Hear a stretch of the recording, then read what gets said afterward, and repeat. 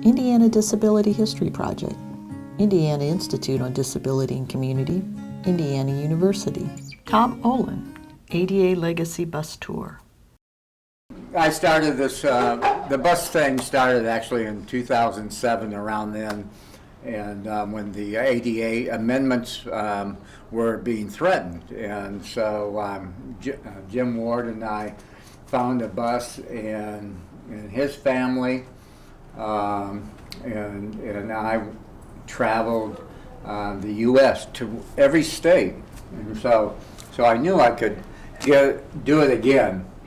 Some of these are real early. I mean, not real early, but in the 80s. I started to take photos only when I was, or after, I was 33 years old when I started to do it. I wish I had done it sooner, but I was in the early 80s. A lot of, this was at the Walk of Fame, which we called the Walk of Shame. I mean, they did, I mean, back then, you know, if no one was doing anything, and it took, at that point we realized it took groups to do something, and so people started to come together, and the police didn't know what to do, and so they gave us citations, and that's where this came. And that's one of the, I mean, everyone can, you know, feel for that sign asking did not work, and that's, you know, that's definitely the start of, you know, where we're coming from and how people felt, you know, about getting the ADA. And of course you had, at the time you had stores that were inaccessible, and definitely with this group right here, it was ADAPT, who came together, and of course the original ADAPT stood for American Disabled for Accessible Public Transit. And one of the things that they realized was that transportation, you took everything else. You could talk about employment, you could talk about even physical accessibility. People might not get it. There was always more questions once you brought it up than there were answers. And any kind of movement as such, in organizing for something, you need to kind of have a bad guy. And so one of the bad guys at that point was the Greyhound bus system. And then you had, of course, your local transit systems, you know, and they all, which is kind of really funny because you fought against them, the local transits, you fought against them, you blockaded them, and nowadays they're giving us plaques, you know, of how they and you, you know, made things accessible. I love it. And Greyhound definitely, like I said, what was interesting is we found out that if you hit one Greyhound station, it will backed up for states. You hit St. Louis and you close almost the whole nation down. Now this is a, I do have to, I didn't get to talk about this photo right here, but and within all this, every agency was involved in the whether it be the Department of Transportation. This is a federal building out of Atlanta, but this and in this group that you'll see just a diverse amount of people on this line and this on this march right here. It was so cross disability. In fact, this is a guy from People First that he was a part of a group out of Tennessee that would go to the national actions, and it's very typical for a person and their self-advocates or with People First to be non-confrontational, whether it be institutional. He was from an institution in Tennessee, and he was living on his own. Came to the Adapt Action with some of the other group from People First, and he would hand out flyers, and I was watching him hand out flyers, and then the next second I didn't see him at all, and then all of a sudden I was taking pictures, and here he is. He had crawled under 3 police cars and went for this. There's a motorcycle policeman at the end of the police car here, and he wrapped his hands around his boot and just stayed there. And then afterwards I asked him, why? You're never like this. And he said he had 5 of his friends who were still in his institution that died that year.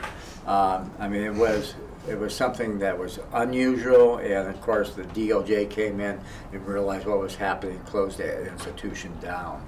But he had to do something, and that was what he did. You could not actually get, you cannot cut this bars or anything with a cutter, bolt cutter.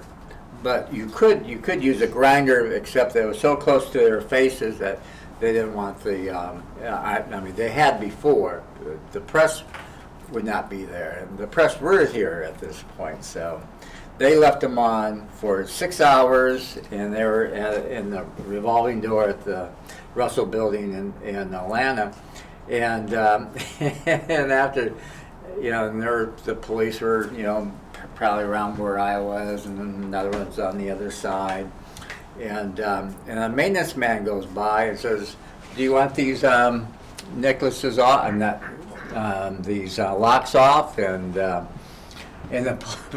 after 6 to 8 hours, the police were kind of peeved at that kind of nonchalant attitude of this guy, and so he just keeps on walking. And of course, says, "Well, if you can, And so he comes back, takes out a little screwdriver from his pocket, and there are little screws right here. He takes them off and just gets the locks out, And they were just like, oh my gosh. Well, this is the same action, actually. And they were taking people out of the building. Later on, clouds came in and started to heavily rain at that point. And like I said, Evan Kemp Jr. And was, knew the president, but the person that he always had played bridge with was Seaboard and Gray. He was senior counsel to the president at the time. So Evan called him, and then Seaboard called the president and said, "Hey, we've got disabled people down at the federal building that the police are taking out, and they're just getting soaked and wet." And so the president made it known. Just minutes later, the police were told that to let those people back in and let them sleep all night if they want to. And so that was one of the very few times that actually the president intervened in a demonstration as such. A elevator takeover at the Peabody Hotel in Memphis, Tennessee. This was the last demonstration against the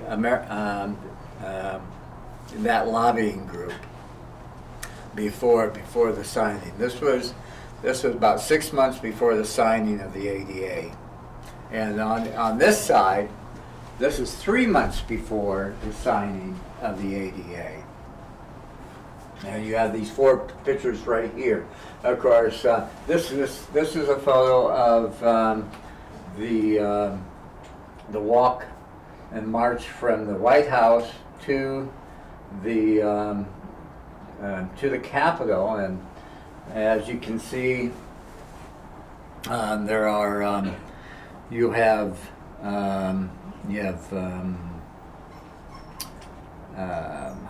Tom Harkin just above right there. You have Ralph Nees right here from. He was a staff member of Kennedy, that of course then later became part of the American Way. You'll have I. King Jordan right here. Then you have, of course, there's Justin Dart and on. There's a young lady, child, I should say, who's about, I think she was 14. Either 14, I think she was 14 years old in this photo. And that's Jennifer. And this is Jennifer over here, too. Now, right after this march, we have speakers, which Justin was one of them. Major Olins, you had the representative out of, woman representative out of Colorado, that I'm blanking on her name, but you had a lot of really good.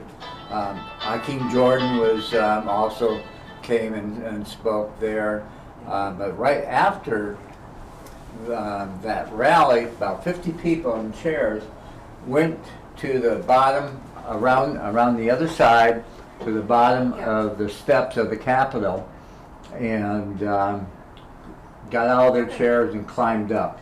And Jennifer was one of those. And in the video, a PBS video, Life Worthy of Living, there's a part of her in it. There's footage of this, video footage, but also the person also has gotten both of their comments on their climb up, because Michael Winter, who later became the head of the Civil Rights Office at the Department of Transportation, looked over after he just said, "Okay, this is it. I've had enough. I'm tired. I'll just get out." But then he looked over, and here's Jennifer crawling past him, and he just turned around and had to go with her and not have her show him up. But like I was, this was a media event. You could get into the Capitol at that time, but the press, just to show the inaccessibility of what we had to go through, anyone with a disability had to go through, was just a perfect, And I had a friend that came back from France that had seen this on TV that day in Paris. That's how it was. Like someone had called it the shot that that was heard around the world for people with disabilities. So you said this was this occurred like a few months before the 3 ADA. months, yes. And so why were they demonstrating? Because I would think by then it would all be. No, it was actually what was happening in the Capitol. It was in Congress. You had the Senate and the House conferring on the bill that was to be, and they had all these different ways of how they thought the bill should look like, and one of them was they would take some of the disabilities away. One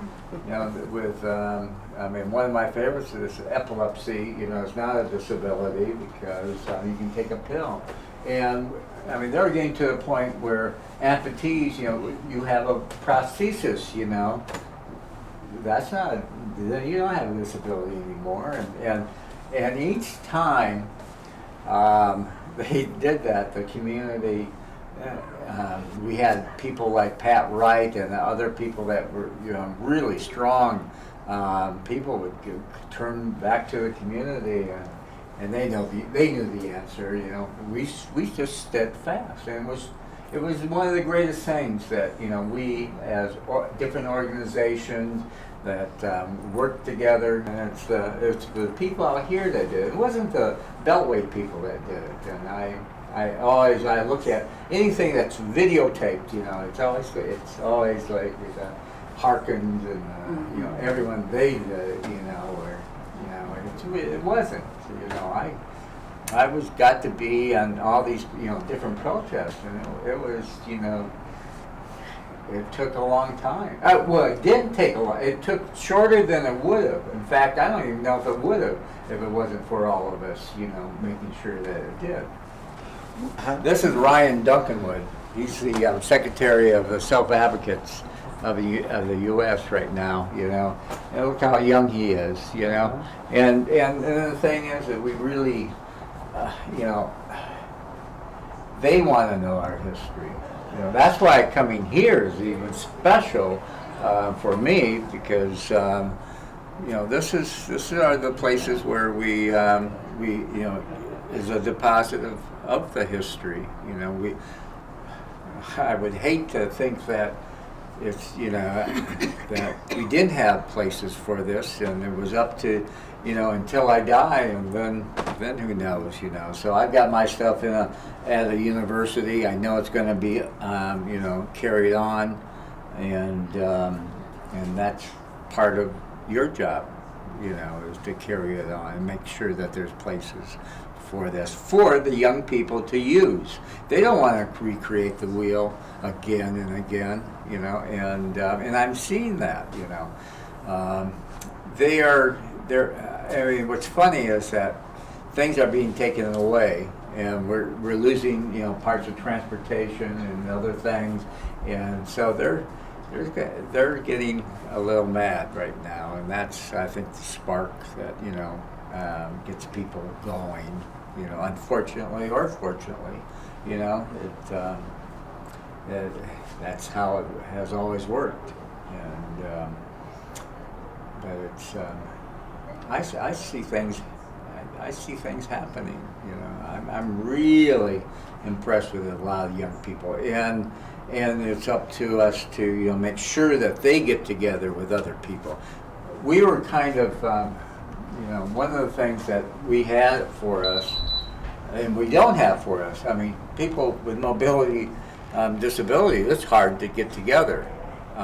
The other side during this time is that we had conferences that we could go to. Now we don't have enough money to go to those conferences as much, but we've got to figure out ways for them to get together when we can get together, whether it be a state-run conference that, well, let's put some youth stuff so they can come and, get to talk to each other.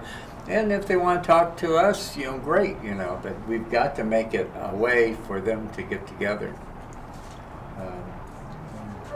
Because that's how we got together at different.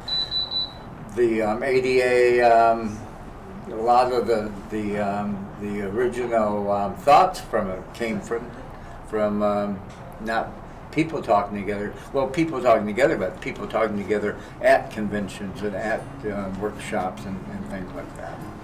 So. Music, Redwood Trail, recorded in 2015 in Bloomington, Indiana.